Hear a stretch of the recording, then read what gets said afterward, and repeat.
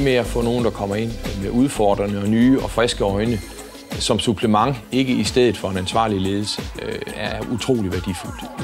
Og det er utrolig værdifuldt at få nogen ind, der kommer ind som partner for ledelsen, og ikke som håndlanger for en bestyrelse, der måske i virkeligheden ikke er modig nok til selv at træffe beslutninger om, hvad der skal gøres.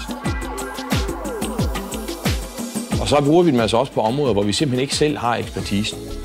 Det kan være områder, hvor vi siger, at vi vil frygtelig gerne det her, vi har en ambition på firmaets vegne, og vi siger, at vi har simpelthen ikke organisationen, der kan løfte den her. Og så finder vi ud af, hvilke rådgivere er det så, der kan hjælpe os med både at få idéerne, men først og fremmest også at sikre, at der kan ske noget.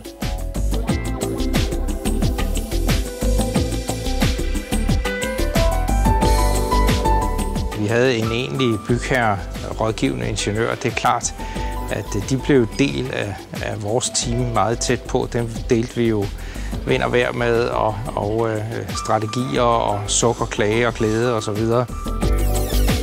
Så kom de med rådgivning, som man skal kunne, ikke? Altså alternative løsninger, både på det økonomiske, praktiske og tekniske, råd om, hvilken vej de synes, vi skulle gå, og hvordan byggeriet skulle udvikle sig på den ene og den anden måde. I høj grad har de været med i de store besparelsesplaner, som jo altid er i byggerier.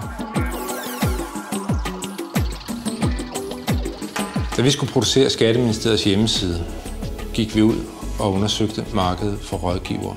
Vi var godt klar over, at vi ikke selv var i stand til at producere en hjemmeside af så høj kvalitet, da vi ikke har in-house-kompetencer til at løse opgaven. Det, der er vigtigt for os i et samarbejde med en rådgiver, det er tillid. Tillid og kompetencer. Produktet taler for sig selv. Når man kigger på vores hjemmeside i dag, kan man jo se, at vi har et topprofessionelt produkt.